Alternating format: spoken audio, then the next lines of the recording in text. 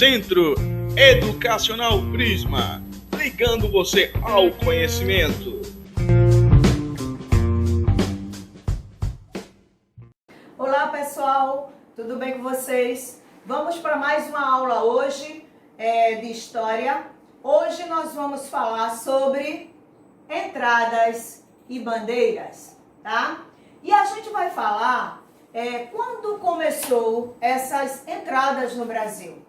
Foi quando os portugueses chegaram aqui, né, na época da colonização e vieram, né, estar olhando todo o território, né, dominando todo o território brasileiro, tá certo? Se fala mais ou menos, não se tem uma exatidão, né, mas há cerca mais ou menos de 1504, Américo Vespuccio, ele teve as entradas aqui, né, uma das primeiras entradas. E em 1531 foi Martim Afonso, tá, quem primeiro foram os primeiros bandeirantes com as primeiras expedições aqui no Brasil, tá bom?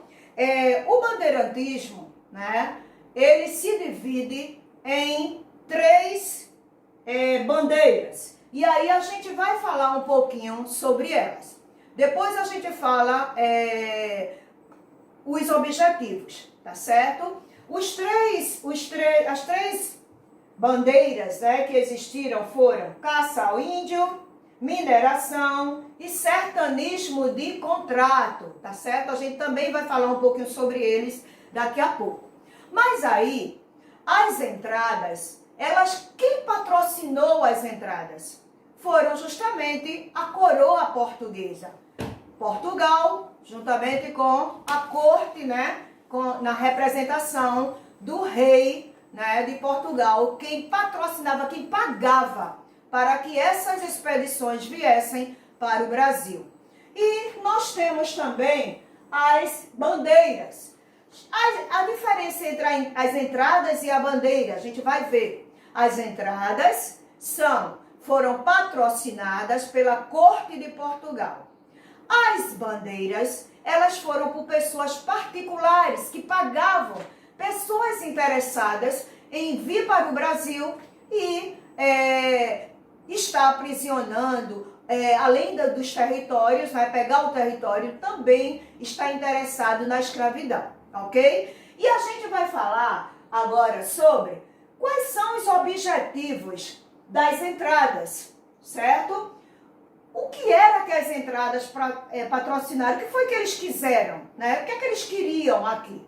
Então, a primeira coisa que eles queriam é explorar o território, ou seja, adentrar no Brasil, conhecer as terras, saber que tamanho, né, que expansão existia das terras brasileiras. Segundo, fazer mapeamento, ou seja, além deles explorarem, conhecerem, eles também estarem anotando, fazendo, né, a divisão dessas terras. Terceiro, localizar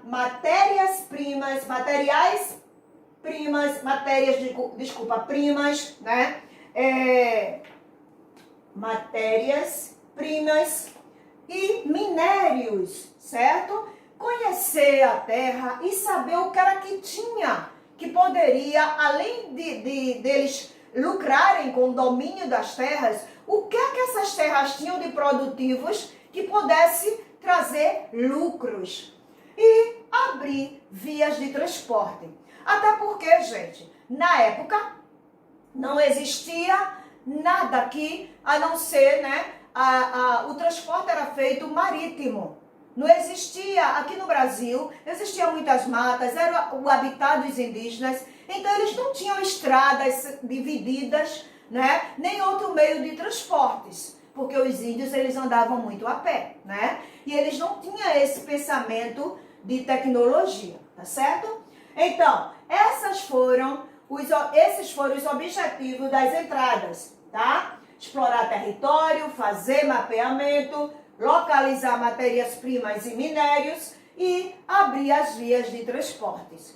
Já as bandeiras além deles serem patrocinados, pagos por diferentes pessoas, né, particulares, e não pela corte, eles tiveram também esses objetivos de abrir via, de conhecer o território, fazer mapeamento da terra, abrir as vias de transporte, mas eles também tiveram muito mais. Além de todos esses também da entrada, as bandeiras, elas também quiseram quebrar a resistência dos indígenas e dos escravos, que eles foram fugindo. Vocês sabem que os primeiros escravizados aqui no Brasil foram os índios, né? E aí, os índios conseguiam muitas vezes fugir, os escravos também que estavam, né, africanos que vieram para cá, eles também tentaram fugir. Esse século, gente, foi entre o século XV, XVI, XVII, né, que aconteceram essas entradas e essas bandeiras, tá certo? Então, esses foram os objetivos das entradas e das bandeiras. E aí, a gente vai trazer um pouco, esse período das bandeiras, ele foi chamado bandeirantismo. Por quê? Porque foram contratados diferentes bandeirantes, né? Pessoas, indivíduos, que eram responsáveis para fazer esse tipo de expedição aqui dentro do Brasil. Então, a bandeira, como eu mostrei para vocês, bandeira de caça ao índio, ou chamado bandeira de apresamento, tá certo? Ela aconteceu, essa bandeira de apresamento, porque a finalidade dessas bandeiras eram vender indígena, capturar indígenas e vendê-los, certo? Esse era o principal motivo. Mas aí houve toda uma luta, tá certo? Então, na questão da localização da capitania aqui, né, de São Vicente, no Rio de Janeiro, tá? Na época, essa capitania, gente, era uma capitania que ficou uma das últimas, né, naquela divisão das capitanias hereditárias. Pernambuco e São Vicente foram as últimas que foram, né, fechadas. Enquanto os bandeirantes estavam chegando, em São Vicente, era uma cidade, né? Uma cidade não, desculpa. Era uma capitania, né? Que era chamada capitania. Era uma capitania pobre, né? Porém, eles tinham variados tipos de produtos que poderiam ser explorados, ser plantados, tá? E aí, era uma pequena propriedade. E o que aconteceu? Então, o que é que eles queriam? Aprisionar os indígenas. O que é que eles queriam, né? Qual a finalidade principal? Gente, de início, eles queriam aprisionar os índios que estavam próximos à capitania. Porque, como a cidade estava passando por essa crise, era pobre, não era longe de outras capitanias, né, de outros lugarejos, então o que aconteceu? De início, eles tentaram abastecer o mercado de São Vicente, pegando, né, os estoques dos indígenas. No início, foi isso que eles fizeram. Depois, com a chegada dos holandeses aqui no Nordeste, né, foi que mudou a situação e aí realmente eles começaram a aprisionar os índios, né, para vender, ok? Outra capitania, tá? Aliás, desculpa, outra capitania não, outro ciclo, tá? De mineração. O ciclo de mineração, o objetivo deles, gente, foram justamente o que era que eles queriam. Eles queriam procurar minérios. Eles queriam aumentar o lucro com os minérios, já que a caça, né, aos índios, o aprisionamento, né, estava diminuindo, estava declinando. Então, eles tentaram aumentar o lucro deles com relação aos minérios. E o sertanismo de contrato foi justamente os bandeirantes, eles conseguiram destruir um dos fatos que eles tentaram na época, né? E conseguiram, depois de muito, vamos dizer assim, muitas lutas, né, eles conseguiram, né, adentrar, tá certo? No quilombo, ok? E simplesmente está tentar explorar, né, e destruir o quilombo dos Palmares. Depois de muita tentativa, né, Domingos Jorge Velho, que era o bandeirante responsável, né, nesse sertanismo de contrato, ele conseguiu, juntamente com o seu grupo, né, acabar com o quilombo dos Palmares, tá? Mas aí a gente vai falar um pouquinho, voltar um pouquinho, e vamos falar sobre a caça aos índios, certo? Vamos falar um pouquinho sobre ele. O que foi que aconteceu na caça aos índios? Vamos lá. Eu quero mostrar para vocês aqui, tá bom? Aqui é a entrada, tá certo? Caça aos índios, ok? Vocês estão vendo aqui um momento, né, onde essas bandeiras, né, estavam explorando, né, tentando aprisionar esses indígenas, ok? E aí o que aconteceu, né? O que foi que aconteceu? Vários ataques foram feitos, tá, com a caça aos índios. Um dos ataques, gente, foi justamente as missões, onde os jesuítas estavam reuniam os indígenas para ensinar a religiosidade, certo? Catequizar, né? E aí foi o primeiro ataque que teve, tá, ao grupo católico, né? Os jesuítas, que eram responsáveis pela catequização desses índios. O segundo ataque, né, foi em Guará, né, em 1629, certo? Por Antônio Raposo, tá? Ele foi um dos responsáveis por esse ataque, tá? Missões ao Guará. Veja só, essas missões, gente, olha, veja, foi Rio de Janeiro, São Paulo, tá? As bandeiras, elas vieram aqui, ó, elas foram aqui nessa localização, tá, de São Paulo, né? Elas foram correndo, tá, em várias partes aqui do Brasil, chegando a Itatim, tá, que foi o terceiro ataque, tá, em 1648, e eles percorreram, Antônio Raposo, que foi um dos responsáveis, ele percorreu mais de 10.000 quilômetros durante 3 anos, à procura do ouro.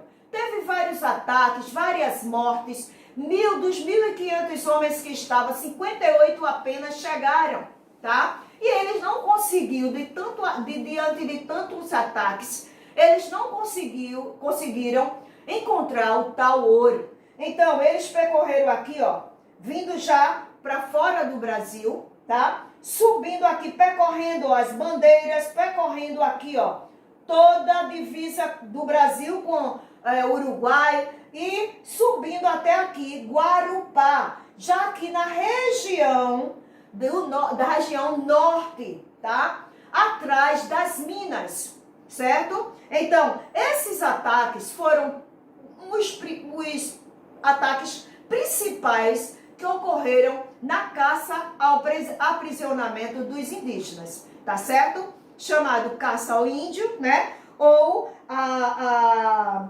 bandeira de apresamento, ok? Essa foi a caça que mais teve ataque aos índios, ok? A mineração, né? A segunda, que foi a mineração que eu falei para vocês, certo?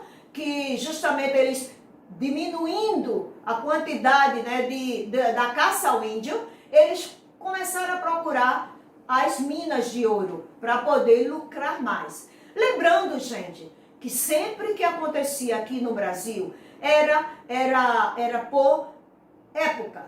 Primeiro veio o pau-brasil, depois veio a cana-de-açúcar, né? Depois, cada ciclo, né, que não dava, ia declinando, ia acabando, os portugueses, eles iam à procura de outro produto, né, que pudessem lucrar, né? Trazer melhoria, benfeitoria para Portugal, ok? A colônia servia apenas, né, para fornecer né, para trabalhar com todos os produtos, né, que pudesse ser, que era rentável, que pudesse lucrar e também exportar, ok? E aí, gente, o que aconteceu? No sertanismo de contrato, Domingos Jorge Velho, ele foi o responsável, como eu falei para vocês, que liderou esse ataque ao Quilombo dos Palmares. A gente já falou sobre o Quilombo dos Palmares, quando o Quilombo dos Palmares, ele foi um local onde mais houve refúgio de escravos indígenas e escravos africanos. O sertanismo de contrato, gente, foi onde houve a maior fuga de indígenas e escravos africanos aqui, né, no Brasil na época. E justamente Domingos Jorge Velho, ele foi o responsável em liderar esses ataques, né? Como eu falei, Quilombo dos Palmares foi o local onde mais se refugiou escravos da época colonial, né? Não só os indígenas que conheciam as matas, que corriam também para lá, abrigou não só os escravos africanos, mas os índios também.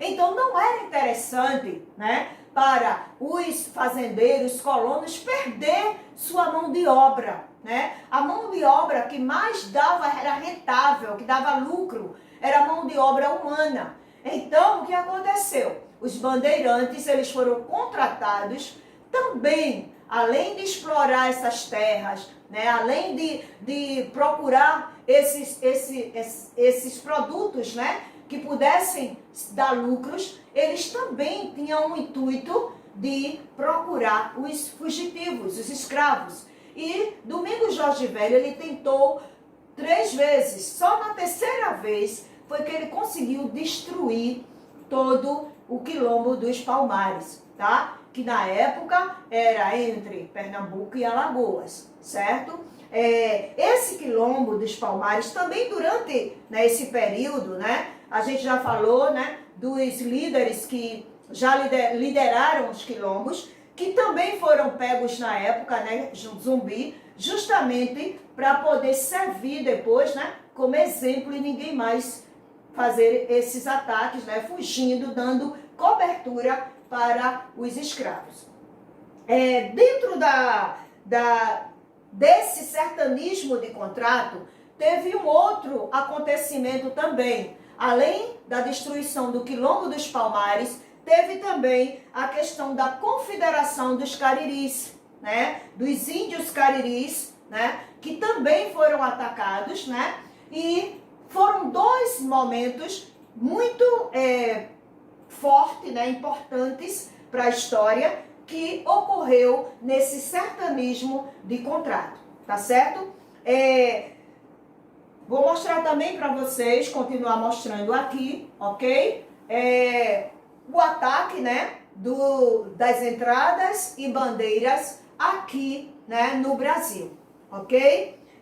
As entradas e bandeiras, gente, nós vamos dividir esse assunto em 2 momentos, ok? Porque é um assunto mais longo e a gente vai estar trazendo mais, na próxima aula, nós vamos estar trazendo sobre mais detalhes sobre o sertanismo, né, de apresamento com Domingos Jorge Velho, ok? E vamos também estar falando sobre as moções, que também foram fatos interessantes, tá? Que também foram, o que eram as moções? Eram um suporte, né? Um grupo que trabalhava dando suporte pela parte do litoral, que eu vou estar mostrando na próxima aula para vocês.